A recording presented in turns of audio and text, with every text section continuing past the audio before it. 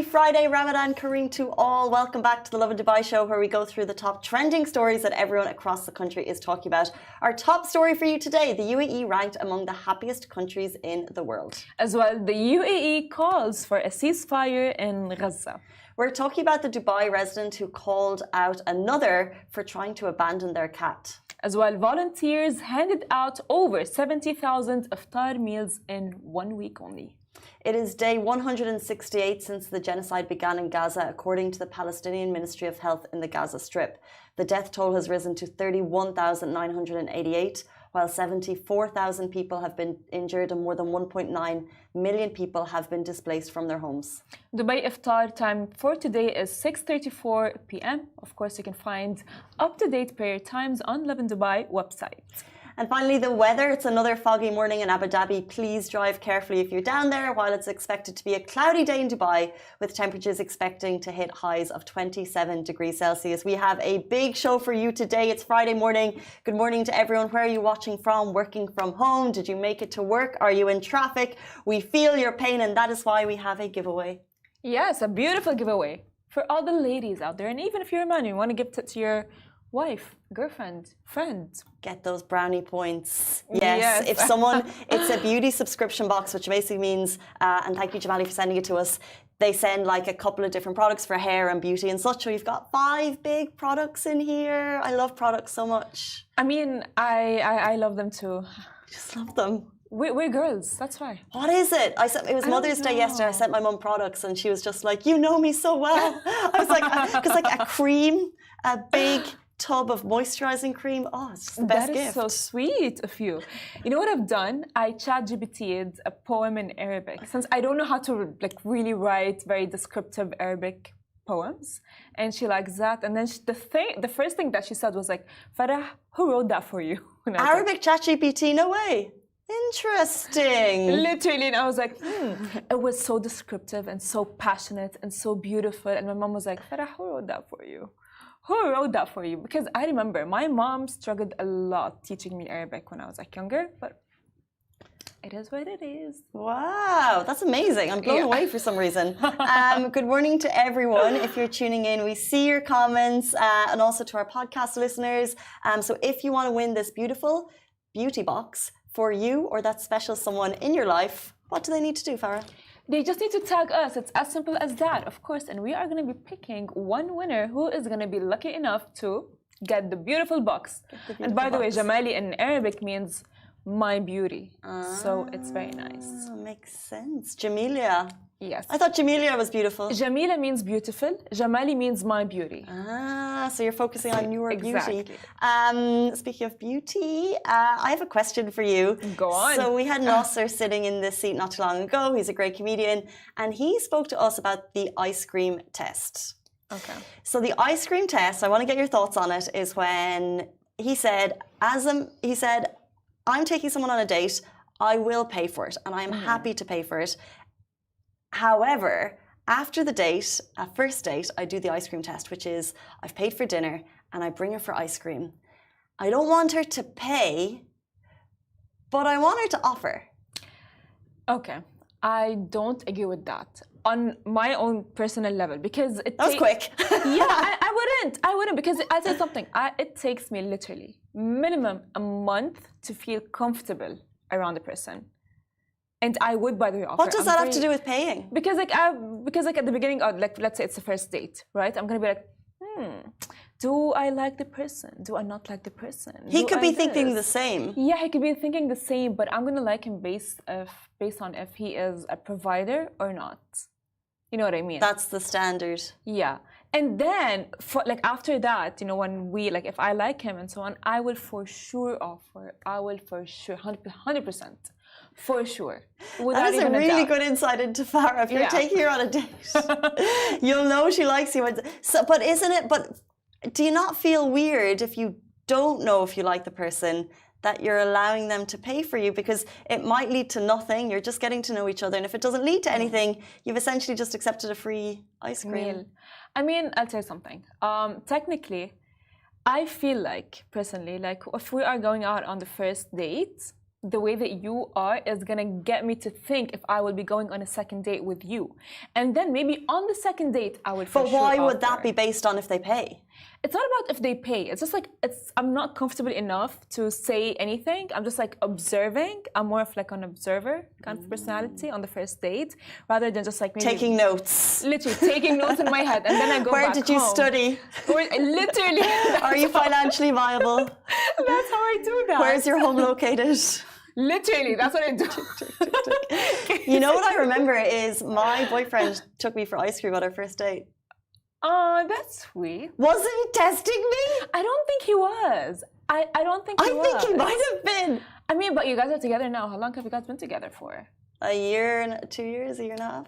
Okay, mashallah. Hope you guys stay together forever. But that's the thing. I don't think he was testing you. I don't remember. I would always offer, by the way. Yeah, no, but he Okay. might have been testing me and I could have passed. I always offer. And I offer especially at the beginning. Because later on when you're dating, then it can be like someone gets it, someone gets it. I don't think it matters that much. Yeah.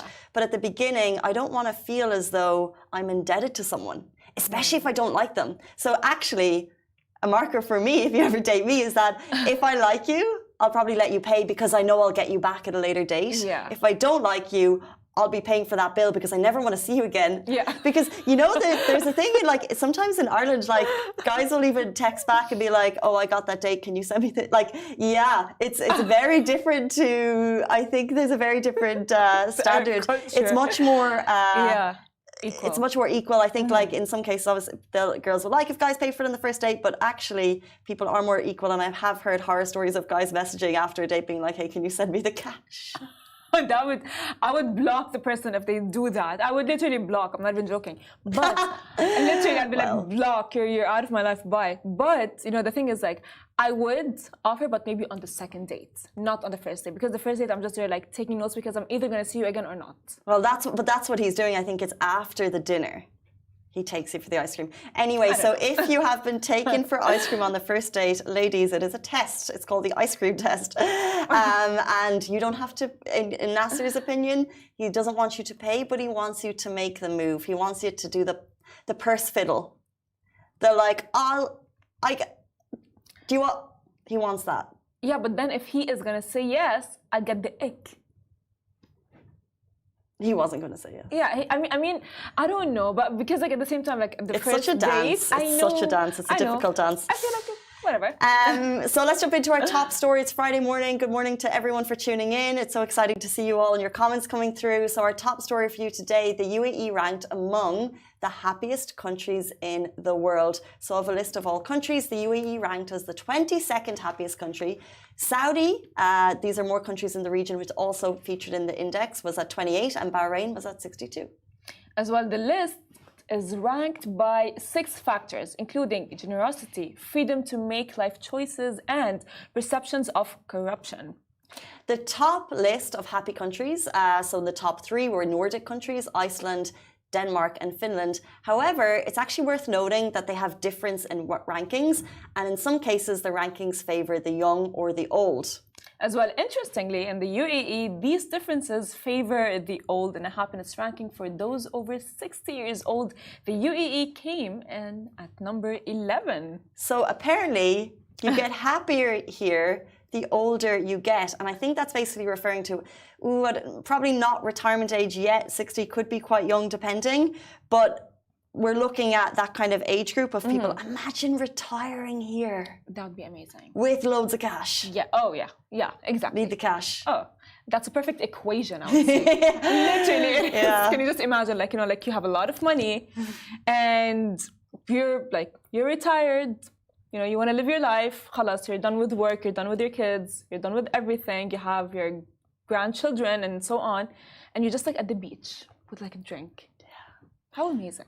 And well, and then also I think is the factors as you get older and what matters: safety, healthcare. Like imagine, like I was in the hospital not too long ago, just with a friend, and she had a private room for 2 or 3 days, and it was just like that would just never happen in other countries. It's phenomenal, and imagine peace of mind as maybe an over 60s son or daughter, knowing that your parents are here receiving that medical care. It's just amazing. And as well, it's very Medical. safe, like there are a lot of privileges that we have living in the UAE that other countries do not offer.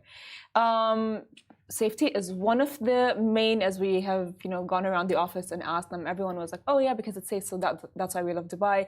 And it's not only safety, the weather is amazing. I know that some people do think it's hot, but it's better than being cold.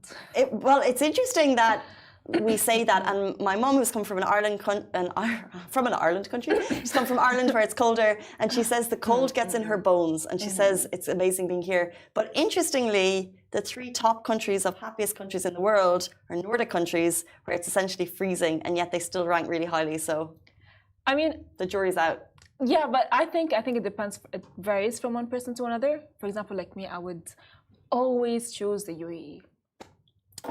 Number 1 for me. So, well, now let's jump to our next story. The UAE calls for a ceasefire in Gaza. Reem Al-Hashimi, UAE Minister of State for International Cooperation, along with counterparts from Egypt, Saudi Arabia, Qatar, Jordan, and the General Secretary of the Palestinian Liberation Organization, convened with U.S. Secretary of State Antony Blinken for the Arab-American ministerial gathering focused on Gaza. Now, Blinken unveiled a draft. Now, this draft, it's a draft resolution calling for an urgent ceasefire, emphasizing the need for a political resolution to the conflict.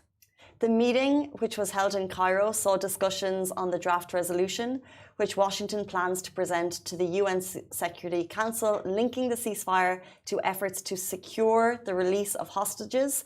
After the US rejected all previous attempts to call for a ceasefire in Gaza, Blinken now mentioned that they're collaborating with Egypt and Qatar on a robust ceasefire plan, which has received a response from Hamas. Well, I think honestly that this is about time, and it's about time that all of the Arab countries are uniting to end what's happening in Gaza. The genocide needs to stop, and a ceasefire has been, it has been a topic that has been all around ever since October 7th, and which, by the way, is very heartbreaking. Seeing it happen over and over again, it just never ends. Just because the media stopped talking about it does not mean it has ended. And the fact that all of the Arab countries collaborated, let me say united, it's just like, I would say, is a bold move. And I agree, and it's so scary when you think about how much power one country holds, because, for example, we have structures in place for when something happens. Countries should be able to get together. There should be the power of a vote. However, we've seen the US veto on a number of occasions. So we're hoping that this is a strong enough move that that veto will be passed on and a ceasefire will be put into place. You mentioned there it's been since October 7th. Every day we discuss the numbers. Nearly 2 million people have had to leave their homes. We've talked about the starvation that we've seen in the last couple of months. Now people are talking about a famine, which is created by, sometimes we see famines. This has been created by us as people. That's true. Which is the scariest and most heartbreaking thing. So we really hope that this will lead to a more firm resolution on a ceasefire. 100%. And as well, Casey, we see everything from behind the screens. So I just can never, ever imagine how it is like for them to be on site, like living everything in reality. Yes, 100%. So now, let me tell you guys about this Dubai resident who got called out for trying to abandon their cat. Dubai residents noticed that someone was using an app to abandon their cat, claiming to not have the time to take care of the poor kitten. It looks so sad, and even dropping their location, which was in Sports City, on the Hayy application, which by the way means my community, and of course residents got concerned. So this is the message. Hey guys, I've got a full white ragdoll cat aged 6 months and I don't have time to take care of her. It hurts the soul. If you have a baby, fur baby, and if you love them dearly, then that's not the type of message that you'll respect. So a resident called Nicola, she saw it. She spotted the photo of the kitten, which shows her in the car. And what she was doing, she was worried that the owner might be trying to abandon her. So Sophia then responded, providing alternatives to dumping the baby kitten, such as, let's not just dump her, let's put her into shelters, maybe check with friends.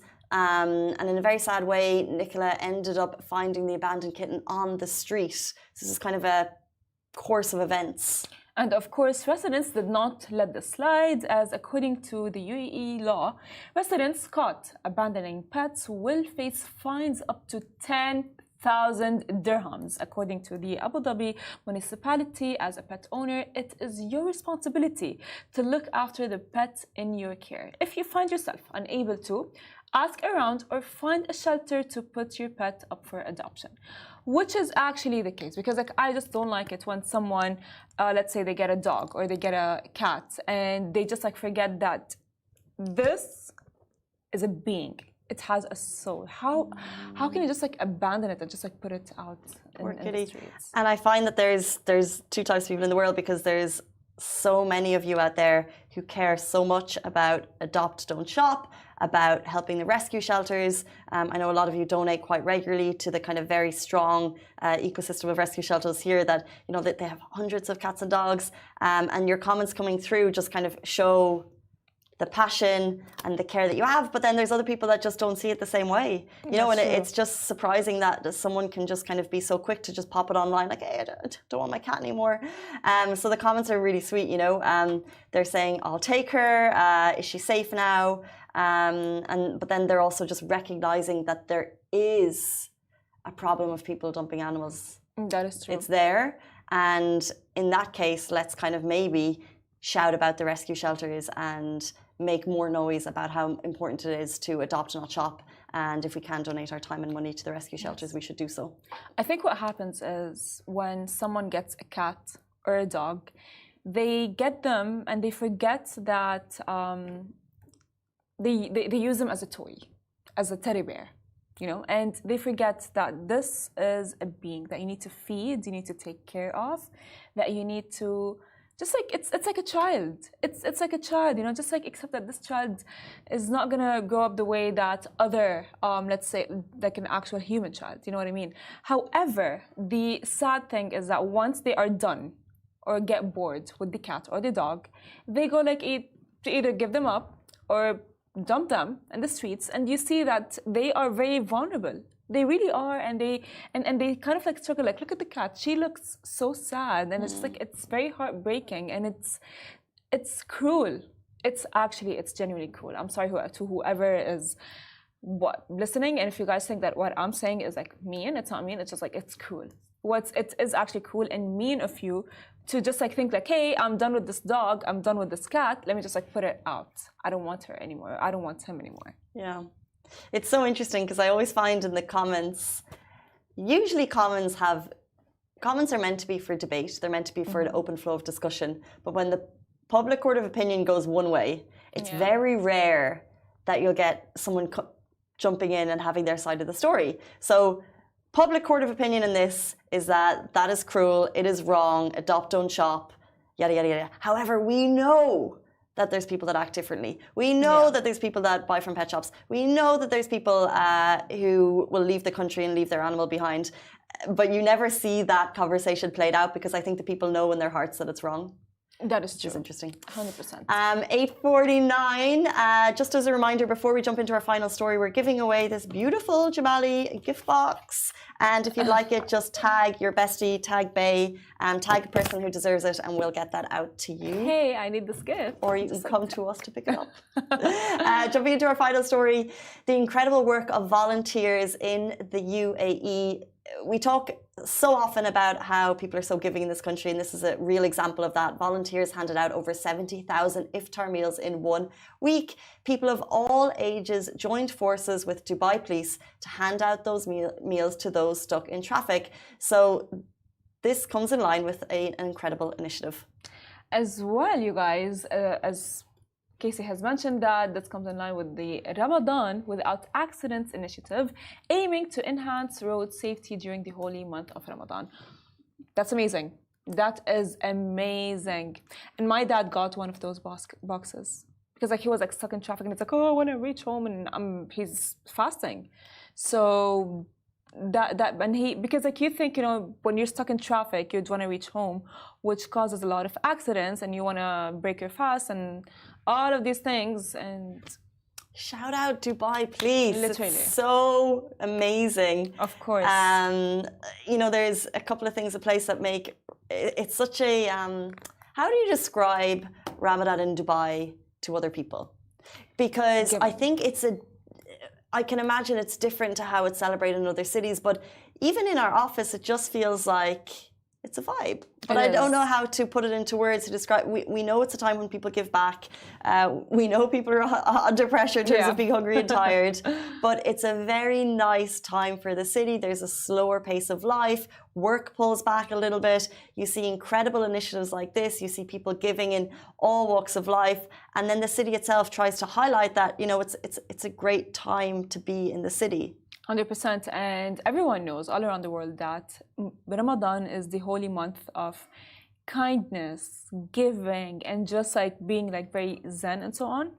And aside from all of the, let's say, we interviewed a lot of, you know, initiatives and organizations that are actually giving, just like the Giving Family, Goodwill, and so on, and they're all giving. But aside from all of that, and all of the people that we have interviewed and we have mentioned on our website, as well, the Dubai police is contributing to giving, to humanity, I would say, in you know, in Ramadan. And whether, by the way, you're like a Muslim or not, they're just going to be giving out. You know, they're not going to be like, oh yeah, are you fasting? Yeah, there you go. There you go. If you're not fasting, 100%. You know what I mean? And also what's cool is if you're flying into Dubai at the moment, they're doing a Ramadan in Dubai stamp on your passport, which is a beautiful memento. And just in terms of the giving, yesterday a couple of us joined Fadi Musalat, who's part of the Giving Family, and it's a really great afternoon if you have some time. What they do there as a team in terms of managing the meals, the organization, packing the food, setting. I would say there was between 150 of us down in Al Quoz in a residential neighborhood, and what we were doing was we were carrying the plastic bags up full of food, and then there was a big queue of people waiting to receive them. I guess anyone who wanted a meal on that day, and I think we gave, correct me if I'm wrong, maybe 5,000-6,000. Wow. There was 1,000. No, wow. There was definitely a 000, but I'm not sure which one. And after, I really loved how Fadi spoke, because he was like, you know, he kind of gave a round of applause to everyone, but he was like, look, just remember, it's not about us at all. And like, I kind of got the impression he was saying, you know, we're not praising ourselves. It's about the people that we're here to help for. And it's not about, okay, great, you can have a chat, but it's not about socializing. It's about giving back to the community, and that the purpose of like helping people, which I thought was really special. It is, by the way. And I, of course, you know, I wasn't there. Sadly, I wish I was there. Had some personal things to do, but of course, I bet that you must have felt like you felt good on the inside giving out to someone. Because like, again, like when you're giving out to people and you're being humanitarian and so on, you are the thought of like you are actually doing something humanitarian, just like I would say eases your mind and eases your soul, which is the whole point of kindness and giving in Ramadan. You know, it goes both ways, because like both parties do get benefits. You know, like when, you know what I mean? Like, fine, like you are helping someone, but as well, you are grounding yourself in a way. Yeah, that's what the number of people that we've spoken to who started the Giving Family, Draw a Smile, Dubai Goodwill, they say that the impact it has on other people. But for me personally, I feel like it's so less, you know? Yeah. I went for an afternoon. I feel like honestly, I feel for me, I'd like to maybe, you know, go more, do more. Yeah. And once you go once and you see the impeccable work that they're doing and how much work that goes into it, that I feel like nearly like, okay, I've gone for an afternoon, but that's so small in comparison to how many other people do so much more. But you really see it's not just like honey, like the amount of organization they need, even from like the kitchens, the meal prep, the putting the meals together, the boxes of people down there. By the way, Mona Katan was down there, just handing out bags, like really smiley, really lovely. So sweet. The whole, it looked like there was big team from Huda Beauty, but everyone was just kind of working as one, and they were a well-organized machine, and just up and down, handing out like hundreds to thousands of meals. It was amazing. So if you have time, I'd really recommend different locations, different ways as well. Mapped out different ways to do it, but they're every single day throughout the holy month. There's a number of initiatives doing it. Doesn't matter where you go, just find somewhere nearby, and the more you can have, the better. 100%. And by the way, the fact that you are the idea after you're done with, let's say, giving out food or even donating, even if it's 1 dirham, as you know, the other day our guest has mentioned, the fact that you are the reason you made someone else smile, that is just like beautiful. Because like, you know, for sure that is as well, by the way, in Islam and in Ramadan, that is like you get good deeds for it. The fact that even if you smile in someone's face, or even if you let's say give out something, even if it's something as little as, you know, I mentioned like earlier 1 dirham, and the fact that you guys gave out food yesterday was just like beautiful, and I bet everyone felt happy and just like content. It was a really nice afternoon, I must say, and because it was Mother's Day, Fatty then had roses, and my mom was there, and he gave her a rose, and she was just like, that is so sweet. Anywho, 8:56. We hope your comments have come in. We have them open, so please tag someone. And what we do after the show is we will DM you. We'll let you know if you've won, and then we will figure out getting this to you, or you coming to the office to pick it up. What a treat! 8:56 on a Friday morning. Have a fabulous day. Ramadan Kareem to all, and we'll see you back here on Monday morning, same time, same place. Goodbye from me, and goodbye from me.